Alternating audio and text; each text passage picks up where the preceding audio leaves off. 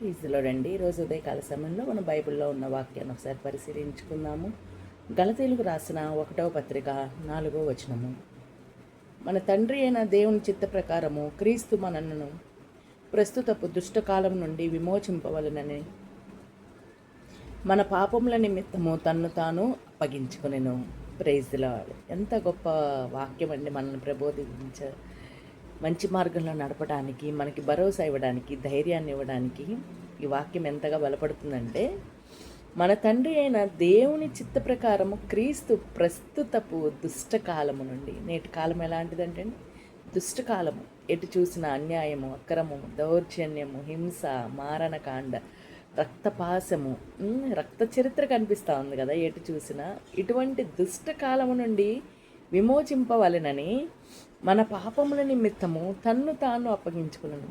ఈరోజు దేవుడిని ఎందుకు సిలువేశారు?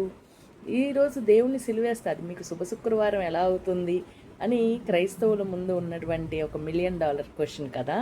అయినప్పటికీ కూడా ఇక్కడ చెప్తున్నటువంటి వాక్యం ద్వారా మనం నేర్చుకున్నటువంటిది ఏంటి అంటే, ఆయన మరణించినది ఆయన కొరకు కాదు, మన కొరకు. మన మీద మోపబడిన మరి పాపము, మనలో ఉన్నటువంటి పాపము, మనం చేసినటువంటి పాపము, అన్యాయము, అక్రమము, దౌర్జన్యము, హింస, మారణకాండ, నరహత్య, వ్యభిచారము ఏదైతే ఉందో, అబద్ధాలు, దొంగతనాలు, వీటన్నిటి నిమిత్తము మరి మన పాపం నుంచి మనము బయటికి రాలేమన్న విషయాన్ని మనం తెలుసుకోలేనటువంటి స్థితిలో మన తరపున ఆయన శిలువయాగమయ్యి మనకి పాప విమోచన, పాప క్షమాపణ చేసి ఆయన రక్తంలో కడగబడుటకు తన్ను తాను అప్పగించుకున్నాడన్న విషయం బట్టి మనం ముందుకెళ్దాం. వాక్యాన్ని బట్టి ప్రైజ్ ది లార్డ్ అండి.